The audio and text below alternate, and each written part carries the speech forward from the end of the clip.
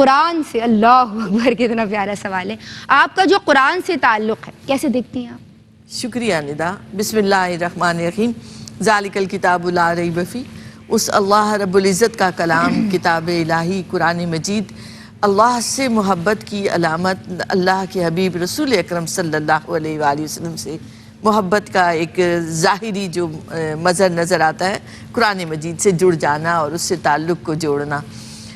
سیدنا حضرت عثمان غنی رضی اللہ تعالیٰ عنہ، آپ نے بھی پہلی نشست میں بھی ذکر کیا، قاری قرآن ہیں، حافظ قرآن ہیں، جامع قرآن ہیں، ناشر قرآن ہیں۔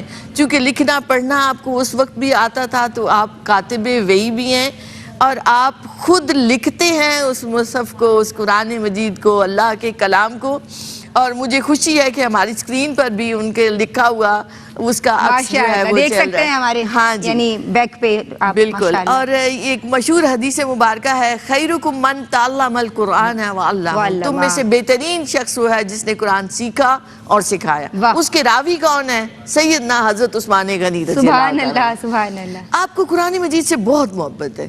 میں نے کئی اقوال آپ کے دیکھے جن میں آپ بتاتے ہیں کہ مجھے یہ چیزیں پسند ہیں، مرغوب ہیں۔ کیا؟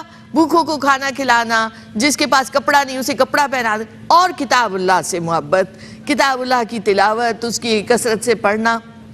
آپ کے بارے میں آتا ہے کہ اکثر آپ کی گود میں آپ کے ساتھ قرآن مجید ہوا کرتا تھا، ہر وقت آپ اس کی تلاوت کیا کرتے تھے۔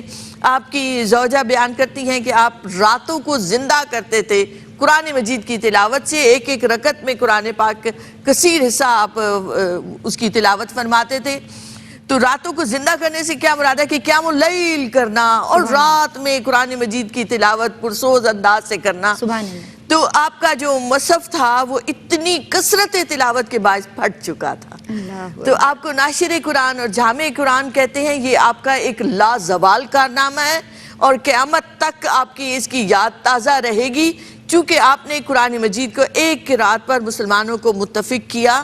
حضرت ابوبکر صدیق رضی اللہ تعالیٰ نے قرآن پاک کو جمع کیا آپ صلی اللہ علیہ وسلم کے پردہ فرمانے کے بعد، مگر وجہ کیا تھی کہ قرآن پاک کا کوئی حصہ ہماری کوتاہی سے ضائع نہ ہو جائے، کیونکہ حفاظ بہت سارے شہید ہو چکے تھے۔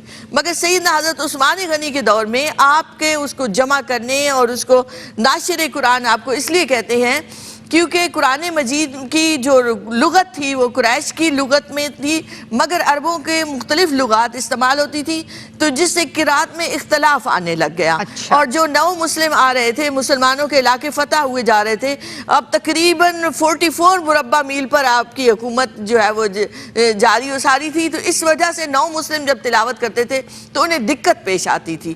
تو سیدنا حضرت عثمان غنی رضی اللہ عنہ کا یہ کارنامہ ہے کہ چونکہ قرآن پاک قریش کی لغت میں اتارا گیا، تو اس لیے قریش کی لغت میں آپ نے قرآن مجید پورے کو جمع کیا، اور اسے ایک قرآن پاک کا وہ نسخہ جو تھا اسی کو 4 عالم میں پھیلایا، اور باقی جو نسخے موجود تھے انہیں تلف کروا دیا، تاکہ مسلمانوں میں کہیں اس کی وجہ سے اختلاف نہ آئے، قرات کے اختلاف کی وجہ سے۔ اس لیے اس کتاب اللہ کے لیے آپ کو ناشر قرآن اور جامع قرآن کہا جاتا ہے۔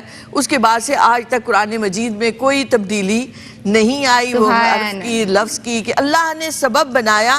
بے شک قرآن کی حفاظت اللہ نے اپنے ذمہ لیا، اِنَّا نَحْنُ نَزَّلْنَا الذِّكْرَ وَإِنَّا لَهُ لَحَافِظُونَ، مگر اللہ پاک اپنے بندوں کو یہ احساس بخشتا ہے کہ ان کے ذریعے وہ کام لیتا ہے۔